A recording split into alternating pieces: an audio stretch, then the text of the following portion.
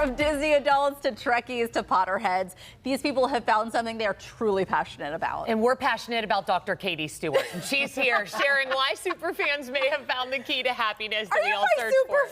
I am superfans of nothing. I need something. I have nothing. I'm actually also not a super fan. I'm a super fan of much you, though. I know. You guys, yoga, yeah, but there you go. It's true. And it's true. I think that superfans in radio, I have had the pleasure of working amongst them for many years.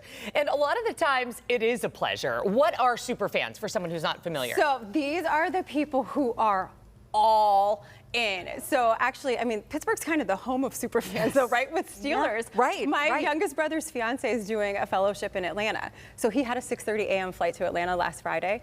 The Atlanta airport looked like a Steelers convention. Oh, I love to hear that. So these are just people who put everything, their whole identity, their whole passion into whatever this thing is that they love, which honestly, just saying that out loud, how can that be bad? No. Right? If it's an okay thing that you love. So true. And are they happier than people who don't have that thing? They tend to be? They tend to be happier. And you know, this has been studied a little bit. So I was like, well, what is it? Because like we said, I'm not even a Swiftie, hate to say it. I don't really go all in on any of these things, but it gives them a sense of childlike wonder.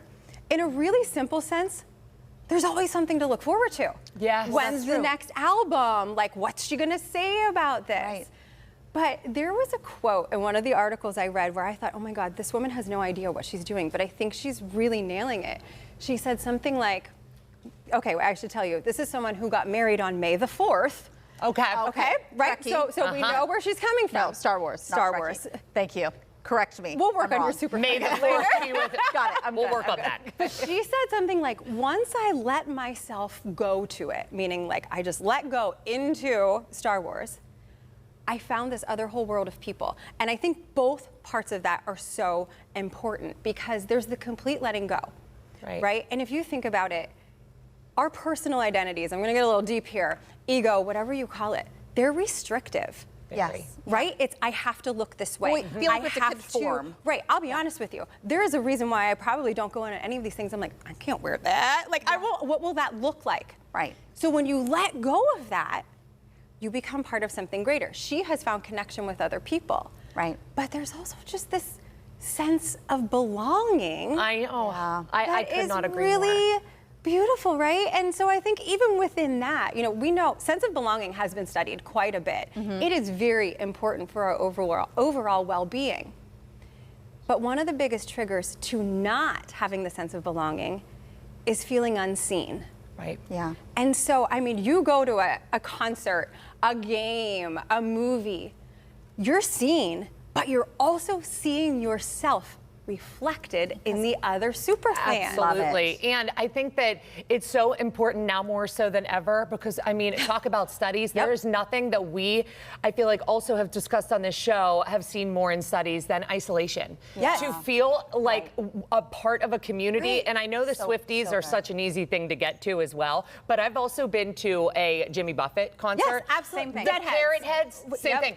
Wow. Penn State fans? Yep. You guys. We are. WV, you fans, not you too- think you're any better? Please. Okay. We'll take that off camera. What is collective effervescence? Something that we should be saying all the time. It's so right? cool. What it's is just it? such a cool term. But it is the term for that sense of joy and unity that kind of arises when we are part of a shared experience or have a shared purpose. And I think we all know that feeling. Like, I was actually thinking of you taking Nora to her first concert. Yes, Megan Trainor last night. Oh, how was it? Amazing. She was great. Right, but you know the feeling, right? And you probably saw it in Nora, where everybody is focused on the same thing. And then, so there's that. There's just the feeling itself. But then there have been studies on people watching performances by themselves or in a group. And what happens is, first of all, you feel the emotions more intensely when you're in a group. Yeah. But also, especially when it's music and there's the dramatic highs and lows, they can look at heart rates. Our heart rates start to synchronize. Our body reacts. We are one. There's literal connection, right? That sense of belonging. It is absolutely amazing. Beautiful thing. It is a wonderful thing. Wow. We are happier for it. Thank you for being here, This is Dr. why I need a hobby. This is why I'm so This is it. fixated on Gotta find finding you a one. hobby. She likes doing nails.